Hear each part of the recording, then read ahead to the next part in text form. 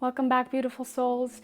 Today's topic is all about your marriage, your relationship, and the energetic interference that can cause your marriage or your relationship disharmony. All right, so let's get straight into it. I'm going to do a little story time and then I'll tell you all about how and why that is an energetic interference. This video was inspired by a video that I actually saw on social media.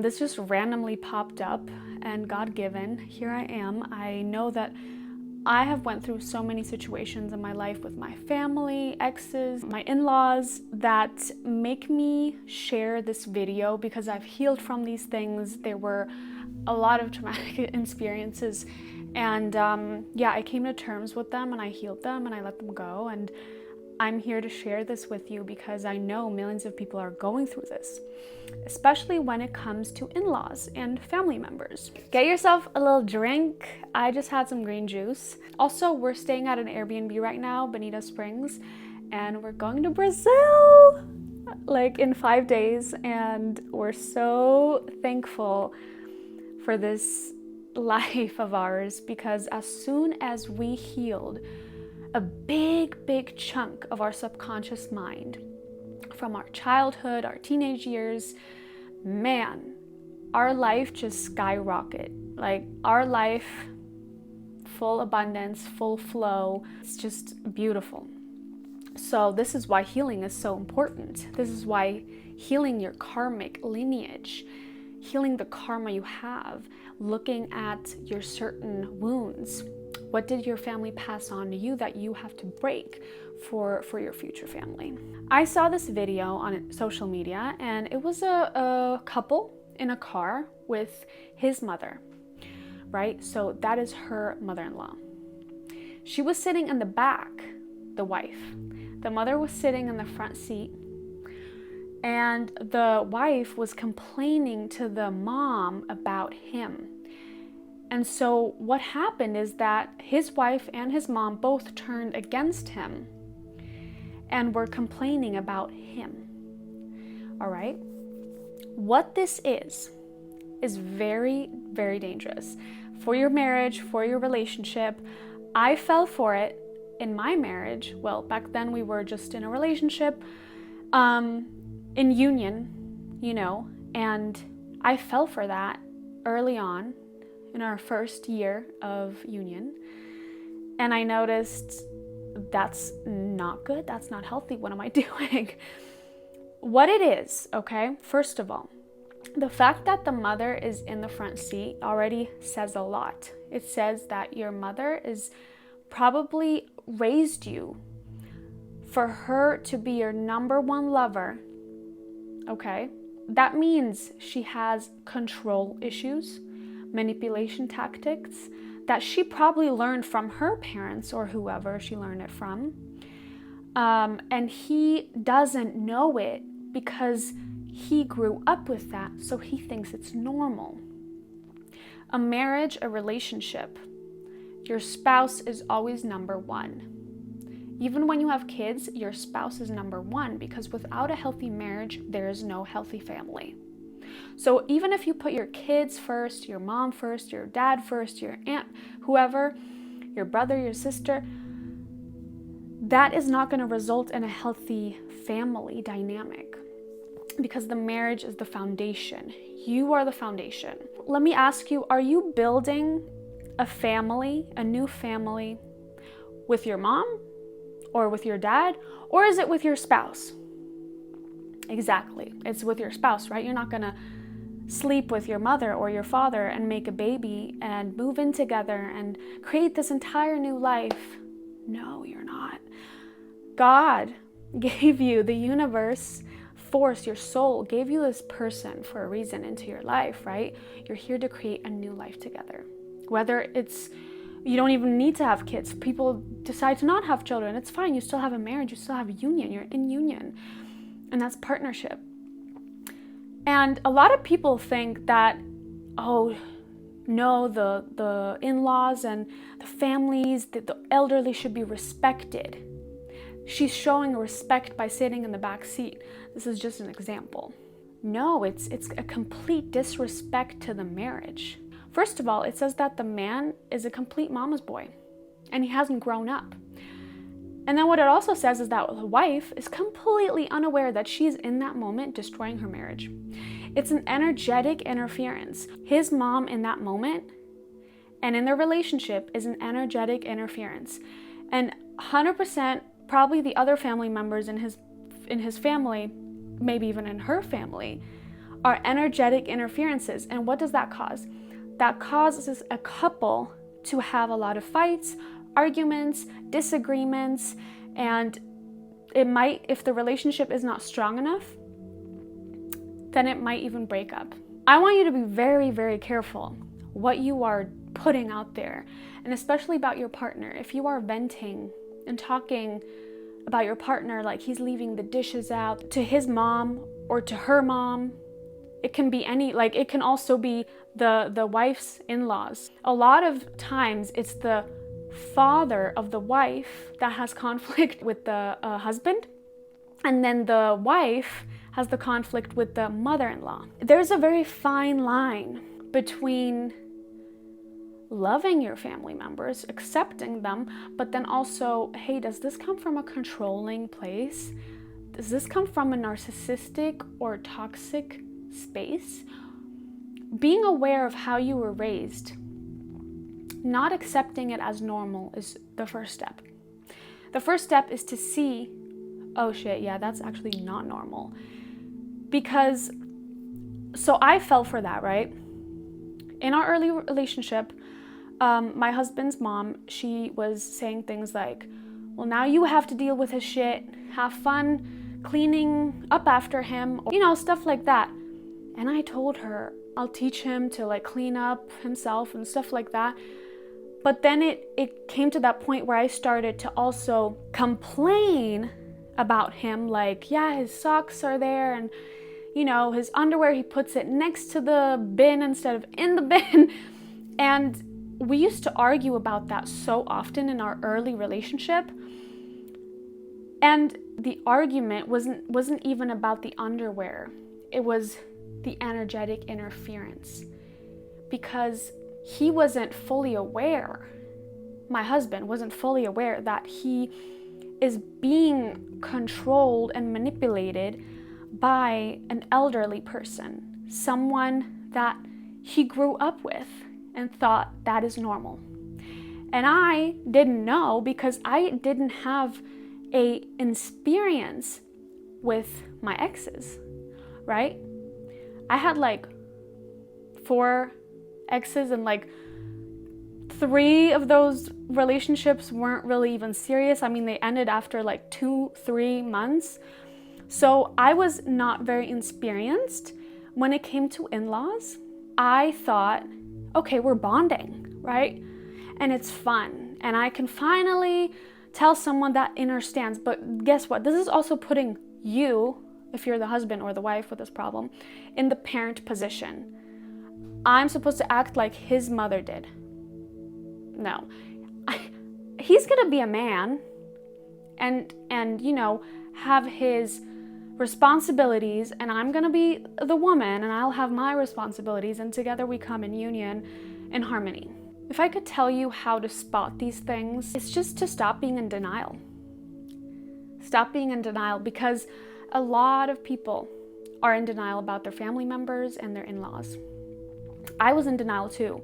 The moment I met his family members, I saw red flags, but I ignored them because I wanted to be liked. I wanted to have peace and harmony and, that family vision that I always had. And then I stopped ignoring it because I felt like there was an energetic invasion almost. And I started hearing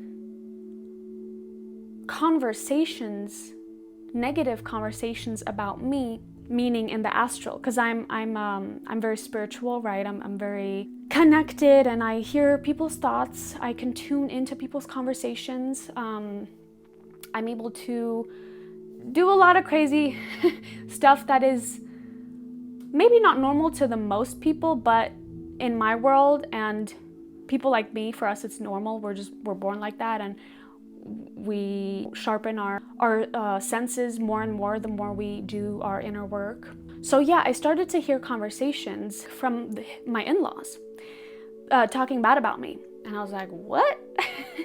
I'm just hearing these negative conversations calling me this and that. And then I also started hearing negative thoughts from his in-laws about me. And then I was like, okay, no, we can't do this anymore. This forced me to stop ignoring the red flags and to talk about it with my husband. And it was very hard for both of us. Of course, it's his family that he grew up with, but at the same time, I opened myself up emotionally as well. And coming from a very, toxic relationship with my mom and my dad, I thought, oh great, now I have this family at least. This was early in our relationship. I opened myself up, and so of course it hurt me. When you open your heart, you allow them basically, you give them the responsibility, but you're still responsible for opening up. So it's your own fault, sort of. It's your lesson, your experience. And it hurt me a lot, right? Emotionally. And of course it hurt him a lot because he first was also in denial. Okay, so the first step is to look at the dynamic of your family, of your marriage, of your relationship. Even if you're not in a relationship, look at the dynamic. How do your parents treat you? How do your family members in general treat you? Are they okay with you not calling them for a whole month?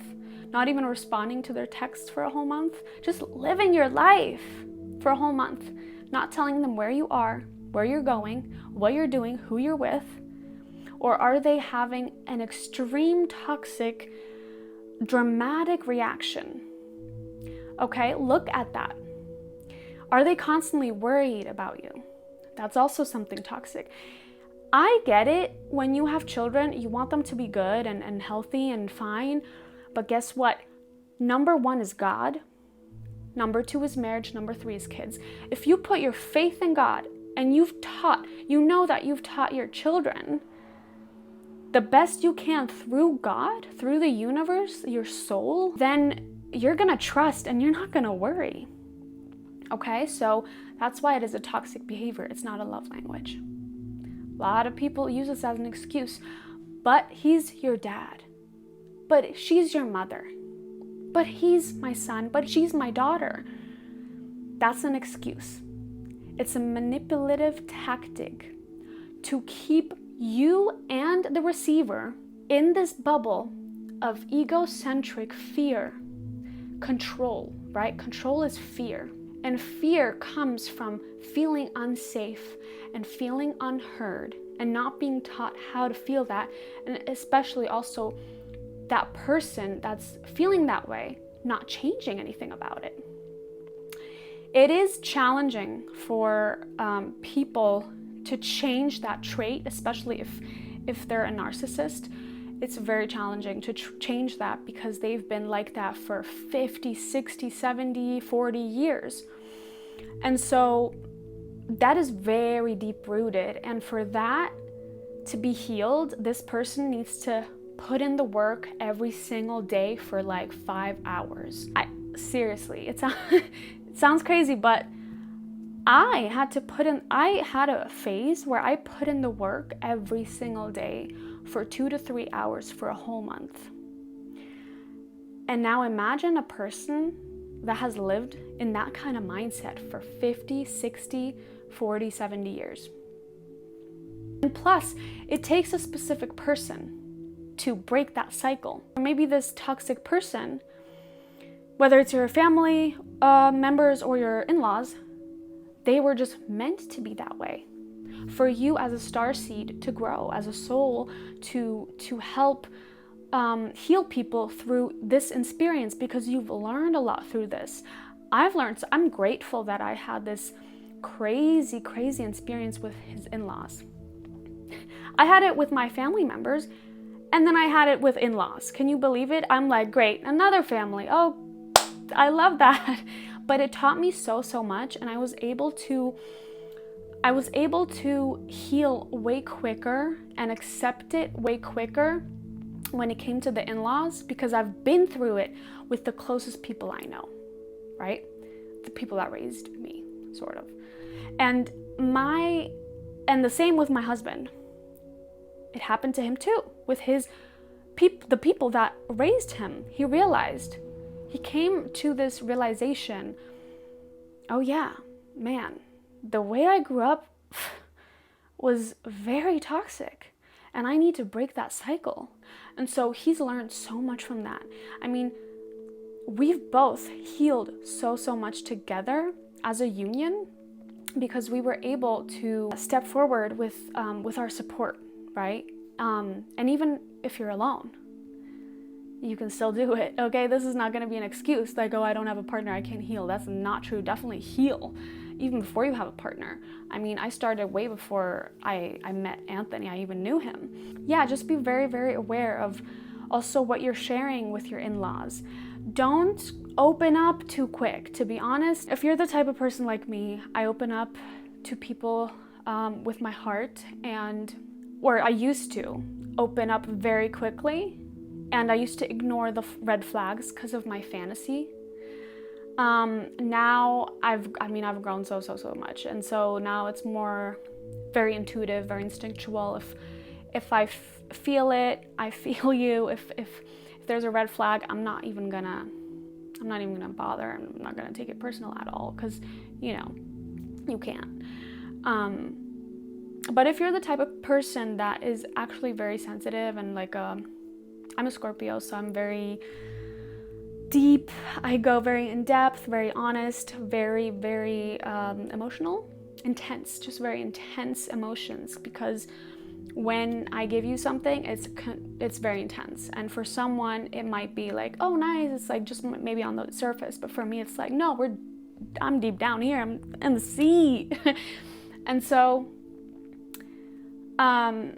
that's why I would recommend you, for people like that, to just feel with your feelers. Your little, like the bugs have the feelers, we have those too. Feel it out, how your in-laws are, even people you just meet on the street, friends, even when you meet a guy or a girl to date. Feel it out with your feelers, and don't ever ignore the red flags. Practice meditation, do your healing, and it will definitely help you with your intuition. And even if things like that happen, if you open up and you're like, oh man, Kimberly told me and I still did it, who cares? This was for you. This was meant for you. This insperience, this pain or whatever, was meant for you to learn and to grow and to help other people. Because if I would have not experienced these things, I could never understand other people.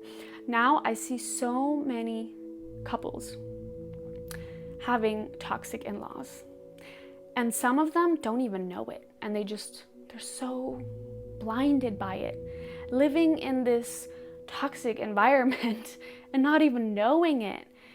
It's insane.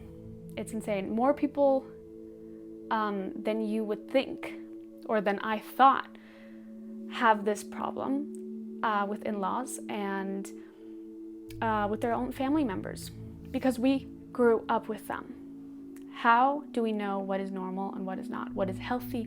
Not normal, but what is healthy and what is not? How would we know? We know if we reflect, see how we feel, go into that inner child of yours, and then grow up as an adult and realize, hold on, wow, they're narcissists. Or wow, they have toxic traits, behaviors that are narcissistic.